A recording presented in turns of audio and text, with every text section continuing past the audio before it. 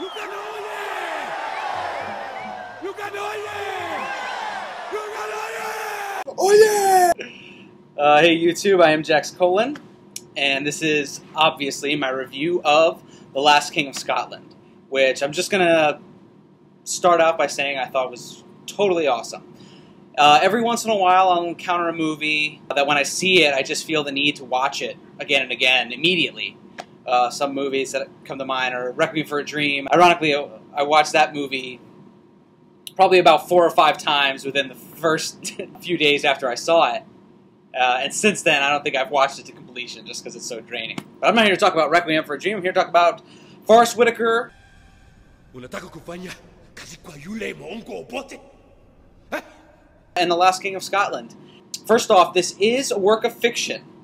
It's based on a book by some guy, I don't know. I'll put his name on a title card right now. It's based on a fictional character, a fictional Scottish doctor who goes to Uganda to try to, do some good. He's a young guy full of ideals and basically bored in England. So he decides to go to Uganda to find some adventure and maybe help some people out in the process. And through a coincidence, he becomes friends with the newly self-appointed president of Uganda, Idi Amin. Now, of course, after watching the movie, I did all kinds of research on Idi Amin. And yes, he was a brutal tyrant. And as I am a big fan of the study of despotism, which is ironic because I'm an anarchist, but I find just the study of the biographies of despots really fascinating. But the interesting thing about the movie is it's not a true biopic in the standard use of the term, I guess. It examines the complexities of the person, the human being who was Idi Amin. But it also begs people to examine their own, I guess, ethical systems in what, in terms of what would you do in that situation. And not in terms of Idi Amin, but in terms of the doctor. Because he comes to Uganda ostensibly to help the poor and help the, everyday people. But he gets swept up in this world of the presidency, and he gets seduced by all the nice trappings of this government that uses the population's economy like its own personal bank account. It poses that question to you, what is the price of your, what price can you put on your ethics? For me, there's a moment in the movie where the dictator gives this doctor a Mercedes in order to keep his mind distracted off some of the killings that are going on in the country. And for me, personally, that is my point. He buys him a suit earlier in the movie, and I could stand to be bought a suit by the government, but a car, that's clearly coming from the work of the people, and I can't accept that on your behalf. But anyway, that's a whole other thing. So, basically, the standout, obviously in this movie is Forest Whitaker. He's just, anything that I've seen him in is great. Ghost Dog, especially, for those of you who haven't seen that. Scottish? Yeah. Why didn't you say so? I fought with the Scots against the Mau Mau. Great soldiers, very brave, and good people, completely. Let me tell you, if I could be anything instead of a Uganda, I would be a Scot. James McAvoy plays the doctor, and he does a great job. I sympathize with him. He's very human in terms of the character, not his portrayal. The character is very interesting and engrossing also. And he does a good job with it as well.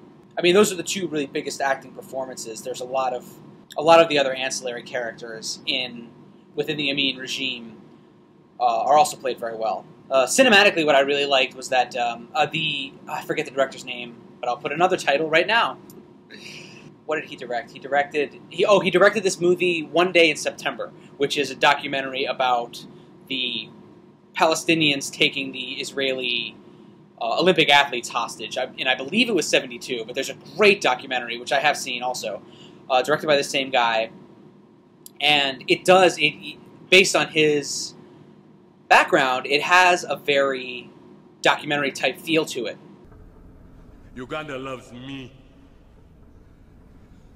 because I am a loyal and I am fair. And also the way it's shot, the way the actual photos look, it has kind of that grainy fuzziness that is typical from movies from the 70s, from that actual time period. So the movie's kind of commenting on it. But even though it has that 70s look, it's still filtered through like a modern perspective, which is good, which I really like too. So I like the way it was shot. Really kind of involves you in it, and yeah, I mean, no question. I think although 5 punches may not be enough for some movies, so I'm going to give this one 4 punches in the face and 1 in the ear. Motherfucker! You hit me in the ear! Well, Jesus, I'm sorry. Ow! Christ! Why the ear, man? I fucked it up. No, that was perfect. I love that movie too. I'll see you guys next time with... actually, I do know the next movie is going to be Jean-Luc Godard and the breakthrough French New Wave movie Breathless, which I've never seen, so I'm kind of excited to watch that one. And I'll let you guys know what I think of it. But Last King of Scotland,